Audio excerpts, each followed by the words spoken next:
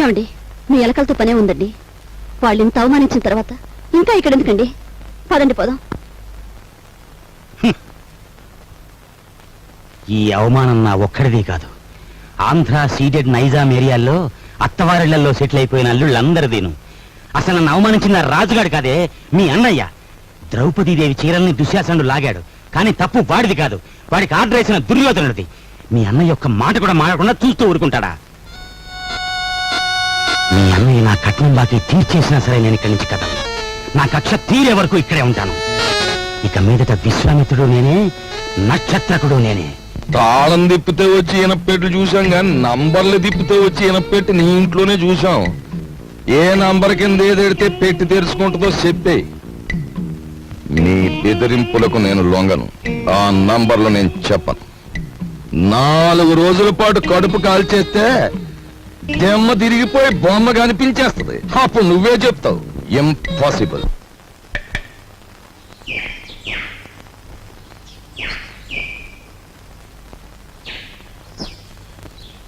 ఈ కుండంతా 4 రూపాయలమ్మా. 40 పైసల కుండ 4 రూపాయలా? ఇదేం బంగారం కుండ? ఆయన తొక్కేది మట్టా బంగారమా? ఇంతైతే ఎవరు కొంటారు? వద్దులే, వస్తా. కుమారరామన్న దగ్గర నీ ఉద్యోగం ఏమిటట?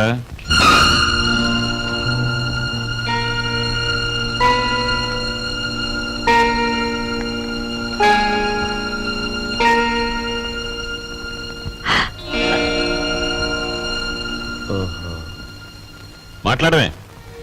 కుమారరామన్న దగ్గర నీ ఉద్యోగం ఏమిటి?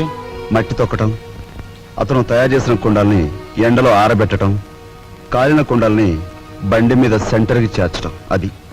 నువ్వు చదివిన చదువేమిటి? నీ మీద మేము పెట్టుకున్న ఆశలేమిటి? నువ్వు చేసిన నిర్వాకం ఏమిటి? అతను నన్నేమీ అప్లికేషన్స్ పెట్టమనలేదు, పోస్టల్ అడ్రస్ జత చేయమనలేదు, వెధవ ప్రశ్నలు వేసి ఇంటర్వ్యూ తీసుకోలేదు, రికమెండేషన్ తెచ్చావా అడగలేదు, లంచం ఇస్తావా అడగలేదు. నన్నుగా గౌరవించి నాకు ఈ ఉద్యోగం ఇచ్చాడు. కానీ నీ పెద్ద కొడుకు మట్టి తొక్కుతున్నాడంట గాని ఊరంతా మీ నాన్నగారిని అడుగుతుంటే ఆయనకెంత నామోషిగా ఉంటుందో ఒకసారి ఆలోచించావా? అమ్మా, ఎటువంటి వంశంలో పుట్టాడు, ఎటువంటి మహారాజుకు మనవడని పెంచుకున్నాడు. అసలు నేను చెప్పేది ఏంటంటే,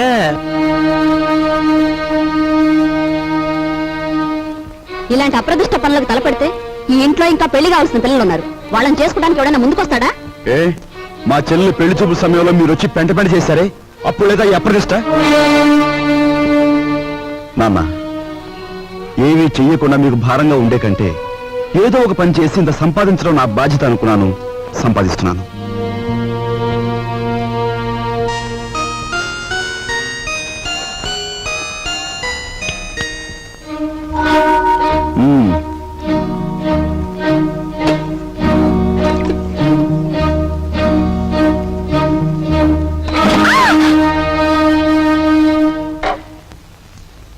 అక్కడ మట్టి తొక్కుతున్నట్టు ఇంట్లో ఎందుకు చెప్పు?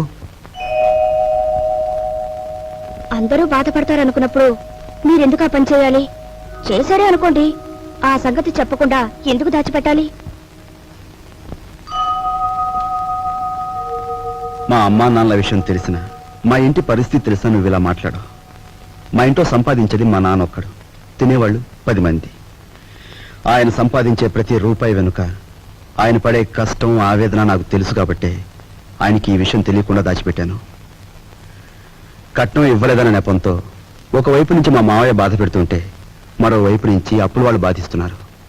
ఇలా ఇంటా బయట అనేక బాధలతో నలిగిపోతున్న మా నాన్నగారికి ఒకరోజు దారిలో 5,000 రూపాయలు దొరికాయి. మొత్తం తీసుకెళ్లి పోలీస్ స్టేషన్లో అప్పగించాను. దానిలో ఒక్క రూపాయి కూడా నేను ముట్టుకోలేదు. ఒక్క రూపాయి కూడా నేను ముట్టుకోలేదు. ఒక్క రూపాయి కూడా. ఏమండి, అసలేం జరిగిందండి? లలిత, నువ్వు ఎన్నోసార్లు నన్ను ధర్మరాజు ధర్మరాజు అంటూ ఉంటావు. కానీ ఇవాళ నీ ధర్మరాజు దొంగతనం చేశాడు. మీరు దొంగతనం చేశారా? అవును లలిత, అందులో 10 రూపాయలు కాజేశాను. ఏమండి, ఎందుకు తెలుసా? మన అబ్బాయి ఉద్యోగానికి అప్లికేషన్ పెట్టడానికి. ఎన్నడూ రాని ఉద్యోగం ఈసారైనా వస్తుందేమోనన్న ఆశ. లలిత, ఇంకెప్పుడు నన్ను ధర్మరాజు అని పిలవకు. లేదండి, ఇప్పుడు మీరు నిజంగా ధర్మరాజు. అశ్వత్థామాత కుంజరహ అని ధర్మరాజు అంతటి వాడు అబద్ధం ఆడాడు. అది ఆపద్ధర్మం లలిత. ఇది ఆపద్ధర్మమేనండి. మన బిడ్డ కోసం మీరు చేసింది ఆపద్ధర్మమే. మా అందరి అవసరాలు తీర్చడానికి అంకితమైపోయిన మనిషి మా నాన్న. అలాంటి మనిషి కోసం నేను మట్టి తొక్కడమే కాదు, ముష్టెత్తుకైనా సరే మా ఇంటి బాధ్యతను కొంతవరకైనా స్వీకరించాలో లేదా? ఇప్పుడు చెప్పు, నేను చేస్తున్న పని తప్పంటావా? తప్పంటావా?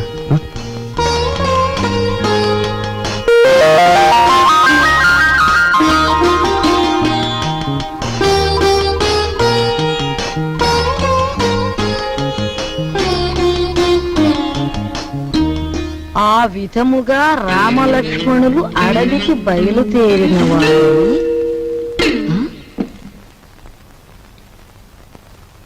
ఏంటబ్బా?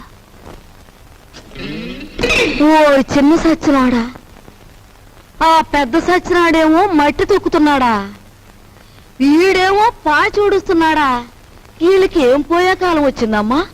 ఇంతకీ నేను పని మనిషిని ఎందుకు పెట్టట్టు? అబ్బాయ్, ఏంటమ్మా? నువ్వు ఆఫీస్కి వెళుతున్నావల్లే ఉంది. పెళ్లి దగ్గరకు వచ్చింది కదా, పనులన్నీ తొందరగా జరగాలి. అప్పడాలు చెయ్యాలి, ఒడియాలు పట్టాలి. ఓ 400 ఉంటే అమ్మాయికి ఇవ్వు. అమ్మా, ఆఫీసులో లోన్కి అప్లై చేశాను, అది రాగానే ఇస్తాను.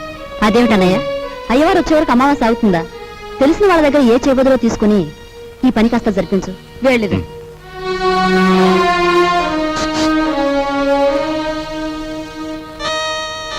ఏమిటండి? నీకు మధ్య ఏమన్నా పోయిందా? మన బాకీ తెచ్చుకున్న వాళ్ళని పెళ్లి పనులు చేసుకోమంటావేంటి? అయ్యో రామ, పెళ్లి చూపుల రోజు మీరేమన్నారు? మా కట్నం బాకీ తెచ్చకుండా ఈ ఇంట్లో ఏ శుభకార్యం జరగటానికి వీల్లేదన్నారా? ఇప్పుడు ఈ పెళ్లి జరిగిందనుకోండి, దానికి ముందు మన బాకీ తీరుస్తారన్నమాటేగా. అమ్మని, నువ్వు అసలు రాజకీయాల్లో దిగాల్సిన దానివే, పొరపాటున నన్ను కట్టుకున్నావు. సమయానికి వచ్చారే పిల్లలారా, మీ పెళ్లి పనులు మేము అందుకోవద్దు. అలాగే మా ఇంట్లో పనులు కూడా. రండి రండి. అమ్మా, ఇదిగోనమ్మా నా మొదటి జీతం. జీతమా? అబ్బా, కూలి డబ్బులకి ఎంత గొప్ప పేరు పెట్టావురా సావిత్రి. అది ఇప్పుడు తప్పుడు మాట ఏమందే? మట్టి తొక్కాడని మందలించి 4 రోజులు కాలేదు. ఈలోగా వాడు డబ్బు తీసుకొచ్చి ఇదిగోనమ్మా జీతం అంటే తగుదనమ్మా అని పుచ్చుకుంటివి. ఎంత బతుకు బతికి ఆఖరికి ముష్టి డబ్బులతో కూడి తింటావా? అమ్మా, ఆ డబ్బులు ఇలా పారేయండి. కష్టపడి సంపాదించిన డబ్బులకు విలువేమిటో మీలాంటి వారికి తెలియకపోవచ్చు. ఈ ఇంట్లో పనికి నాకు తిండి అక్కర్లేదు, వేరే జీతం అక్కర్లేదు. ఆ ముష్టి కూల్ డబ్బులు ఇలా పడేయండి. ఏది? ఇదిగో.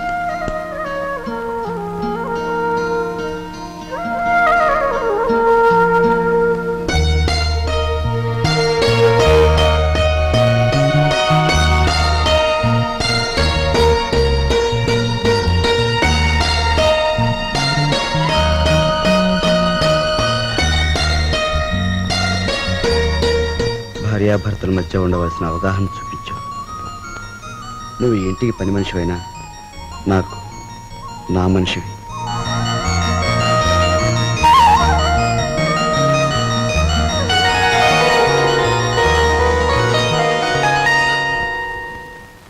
కోపం వచ్చి గట్టిగా కొడదామంటే చచ్చిపోతావేమో అని భయం. బాబు నాయనా అంటే మొండుకెడుతున్నావు. మమ్మల్ని బాధ పెట్టకుండా చెప్పే గురువా. చెప్పే గురు. మనవడక చూసావా, పరాయి సొమ్మంటే పరిసిగుంటాడు కూడా ఎలా సత్తా పడిపోతున్నాడో. ఎంతమందిని బాధ పెట్టడం భావ్యం కాదు గురువా. అలో చెప్పే గురు. ఉన్న ఒక్క కూతురు ఇల్లు వదిలి వెళ్ళిపోతే నేను వెతికించలేదు, పేపర్ ప్రకటన కూడా ఇవ్వలేదు. అంత ముండేవాడిని మీ బెదిరింపులకు నేను లొంగుతానా? గురువా మాట చెప్తాను. ఈ మొండిఘాటంగాడికి కూతురు ఉందంటున్నాడుగా, ఈడు పేపర్లో ప్రకటన ఇవ్వకపోయిన ఈ తరపున మనం ప్రకటించేస్తే ఆ కూతురు ఇంటికి చేరిపోద్ది. ఆ తర్వాత స్వామియే శరణం. Very good very good. Hello నవ్వకే బాబు, కుర్రోడు దొరుచుకుంటాడు. ఆ నవ్వేదో ఇనపెడి దగ్గర నవ్వు, ఓపెనింగ్ గా నవ్వుద్ది.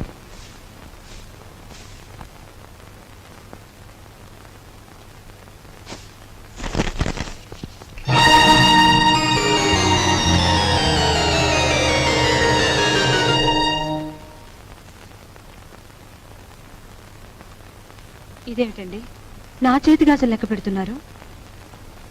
ఈవేళ మార్నింగ్ ఇంటర్వ్యూలో ఎవడో రవిరాజ్ అట, సార్ మీరు ఇన్ని క్వశ్చన్లు వేస్తున్నారు, నేను తిరగబడి ఒక క్వశ్చన్ అడిగితే జవాబు చెప్పగలరా అన్నాడు. ఏమిటి అన్నాను. రోజు అన్నం వడ్డించే మీ ఆవిడ చేతుకున్న గాజులెన్ని అన్నాడు. Fantastic daddy. ఎవరతను? ఎవరు? రవిరాజా. తిరగబడి అటువంటి ప్రశ్న వేయాలనే థాట్ రావడం ఉంది చూసారు. That's great. He's really the hero of the present society. Jaya shut up. నీ తండ్రి మీద తిరగబడిన వాడు నీకు హీరోగా కనిపిస్తున్నాడా? నాలాంటి వాడి కాళ్ళ చుట్టూ దేహి ఉద్యోగం ఇవ్వండి బ్రతుకుతామని ప్రదక్షిణాలు చేసే ఒక నిర్భాగ్యుడు నీ దృష్టిలో హీరో ఆఫ్ ది ప్రజెంట్ సొసైటీయా? నీ చదువు ఎన్ని వెర్రితల్ల వేస్తోందంటే, అవునులే, నువ్వు తిరగడానికి ఒక కారు, వీలైనంత ఖర్చు పెట్టుకోవడానికి బ్యాగ్ నిండా డబ్బు, నువ్వేది అడిగితే అది క్షణాల మీద సమకూర్చే తల్లిదండ్రులు, ఏసీ రూమ్లు, సోఫా బెడ్లు, తినడానికి ఖరీదైన భోజనం, ఇవన్నీ ఉంటే నీకు మంచేమిటో చెడ్డేమిటో ఏమాత్రం తెలియడం లేదు. అదే చాలీ చాలని తిండి, చాలీ చాలని బట్ట, బ్రతుకుతున్నావో చస్తున్నావో అర్థం కాకుండా బ్రతుకుతున్న ఏ దౌర్భాగ్యుల ఇళ్లలోనో 4 రోజుల పాటు ఉంటే తెలుస్తుంది. జయ, అక్కర్లేదు, పిలవక్కర్లేదు. ఆకలేస్తే అదే వస్తుంది. ఏసీ రూమ్లు, సోఫా బెడ్లు, తినడానికి ఖరీదైన భోజనం, ఇవన్నీ ఉంటే నీకు మంచేమిటో చెడ్డేమిటో ఏమాత్రం తెలియడం లేదు. అదే చాలీ చాలని తిండి, చాలీ చాలని బట్ట, బ్రతుకుతున్నావో చస్తున్నావో అర్థం కాకుండా బ్రతుకుతున్న ఏ దౌర్భాగ్యుల ఇళ్లలో 4 రోజుల పాటు ఉంటే తెలుస్తుంది. జయ, ఆకలేదు, పిలవక్కర్లేదు.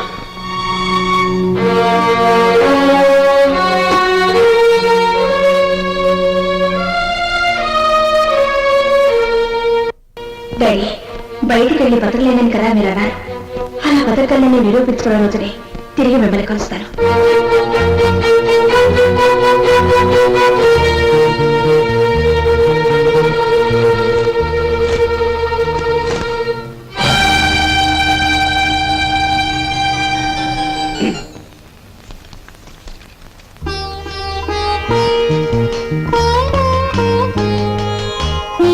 నీ సంస్కారం చూసి ఆశ్చర్యం కలిగినా నువ్వు కలవారి అమ్మాయివని మాత్రం ఊహించలేకపోయావు. పేపర్లో నీ ఫోటో చూశాక నువ్వు ఇంట్లోంచి పారిపోయి వచ్చావని అర్థం. నువ్వు ఇక్కడే ఉన్నావని మీ నాన్నగారికి ఫోన్ చేశాను. నిజానికి మీలాంటి గొప్పవాళ్ళు ఉన్న ఈ ఇంట్లో మా అమ్మాయి మీ అందరి మన్ననలు పొందింది అంటే అందుకు నాకెంతో ఆనందంగా ఉంది.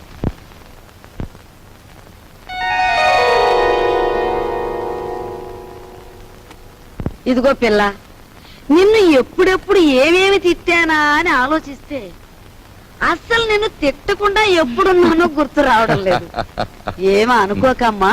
అంత మాటలు అవసరం లేదు మామగారు. నేను ఎక్కడున్నా ఈ ఇంటి ఆడపిల్లని. నన్ను ఈ ఇంటి మనిషిగా మీరందరూ ఒప్పుకుంటే నాకదే 10,000.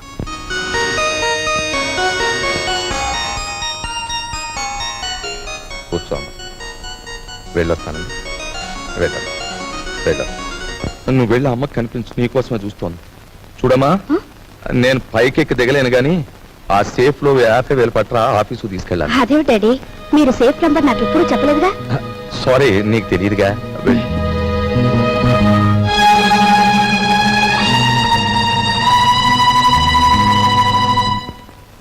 ఈ కాంబినేషన్ పెళ్ళానికి చెప్పక కూతురికి చెప్పక మరి ఎవరికి చెప్పాడు? అబ్బా, స్వామియే శరణం.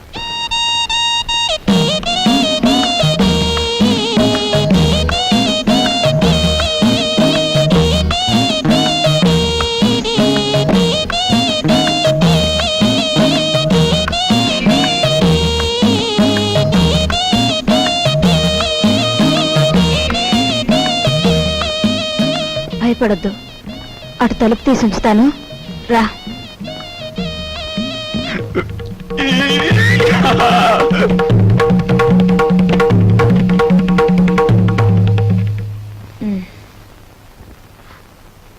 ఏమిటి మీ చేతిలో? ఇదివ్వండి. ఏం లేదు, ఏం లేదు. డాక్టర్ మీకేం చెప్పారు? వీడియోలు కాల్స్ వద్దన్నారా లేదా?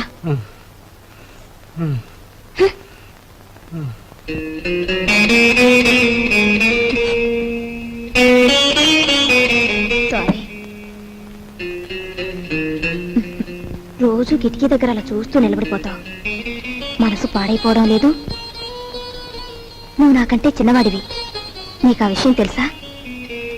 అన్నట్టు ఆ సోఫాలో ఉన్న ఆయన ఎవరనుకుంటున్నావు? తెలుసు, మీ ఆయన. ఆయన కడుపులో రాచపుండు.